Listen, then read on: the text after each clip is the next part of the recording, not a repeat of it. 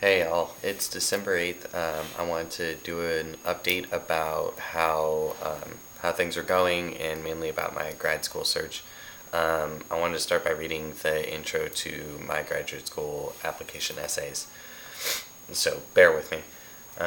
College is a time of tremendous growth and transition for youth who are preparing for the independence and responsibility that are synonymous qualities with adulthood. However, somewhere between the academic rigor of earning dual degrees and involvement in co-curricular activities as a student leader, I managed to find an even deeper measure of growth in an unanticipated transition. As an analytical and introspective person, I have a deeper understanding of the meaning behind all of my actions and the emotional drives that are tied to those actions. As a part of the millennial generation, I have a greater understanding of demand and urgency for creating change and getting things done now. As a person, I have no greater understanding of myself than that of being male, and thus it is in every action that I try to exhibit the noblest of values that are commonplace with the male archetype. All of these attributes and insights provide me with a manner of approaching my life in a way I never did before, and are the result of learning from my personal transition experiences. I take pride in every aspect of who I am and who I have made myself to be, especially in light of the fact that I was born female. Okay, so that's the intro to all the essays that I've been writing. I'm kind of using it as my hook. All of the applications are asking for essays that address professional and educational goals, most of them based upon an autobiographical experience that has led you to the desire of those goals. So in all of my applications, I've decided that I'm going to disclose the fact that I'm transgendered because I feel like that has been an experience that cannot be ignored in the application process because it had such a huge effect on my desire to work in student affairs. It won't work for everyone in every degree field, but it's working for me just because my degree is so much about working with students who are going through transitional phases in general in their lives. And I went through such a distinguished transition experience, and coming from the place of being an invisible minority on a college campus and dealing with the support that existed versus what did not exist really kind of made an impact on my life and impacted my goals for my future profession, and how I want to affect students in the future. So I've decided that it's really important to say that in my essays. I have not decided, however, if I'm going to necessarily live stealth or not when I actually go to grad school. The people who read this essay are not necessarily going to be the people that I interact with on a regular basis. Maybe some of my professors, maybe not all of them, but definitely none of my peers. So that is still a decision that I have to make for myself. So yeah, I will update more as interview weekends come up because I believe that will kind of set the precedent for what I'm going to do during my time at grad school. Pretty much for the last 2 years, I've lived stealth with the understanding that most people that I work with still know about my transition because I was here when I transitioned. And so I just go with the assumption that every new person that I interact with therefore interacts with someone who knows about my transition and may know about me, but I don't necessarily talk about it unless it comes up.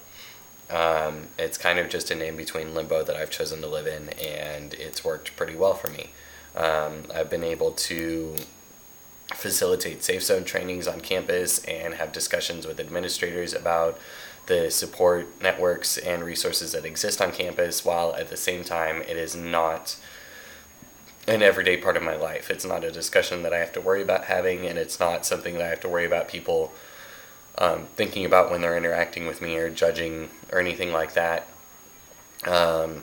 I recently spoke on a panel that was an educational panel in a human sexuality class about transgender and transsexual experiences, and one of the students that I work with was in that class, and that was probably the closest that I'd come to having to deal with the line that I've drawn in the sand of not talking versus an understanding that people know. That student that was in the class, actually I've worked with for 3 years, so she's known me since before the transition, but it made me realize that this is going to be something that I have to deal with in the near future, is deciding what will people know and what will people not know, rather than just kind of going with the flow. In other news, I recently I didn't pledge, but I was initiated into a fraternity. It was a great experience because it was something that I've wanted to do for many years. Even before college, I wanted to join a fraternity, and I was unable to in college just because of my personal experiences and the fact that I just wasn't really drawn to it. That wasn't the circles that I ran in. Didn't really pledge fraternities or sororities or whatever. And since then, it's always been something that I felt like I missed out on. And I became an advisor for a fraternity that's colonizing on my campus this year. And it was such a great experience, and I was so drawn to the fraternity. It just felt so right that I inquired about being initiated as an alumni member. So I was able to be initiated in the Founding Fathers class, and I've been getting as involved in it as I can and forging those relationships that I can. And I drank the Kool-Aid, whatever.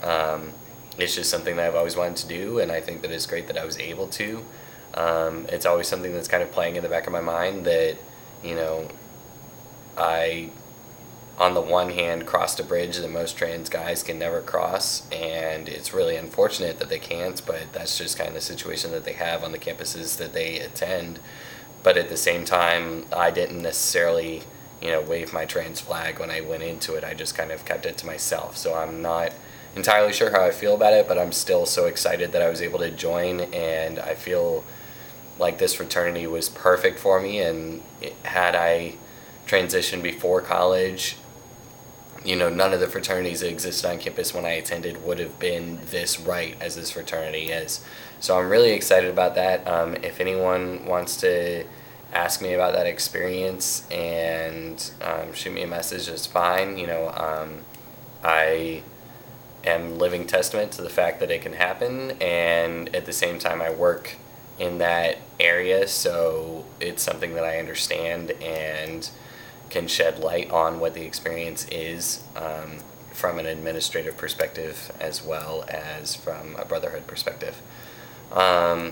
Other than that, I will do another video when I have more of an update to give. Thank y'all.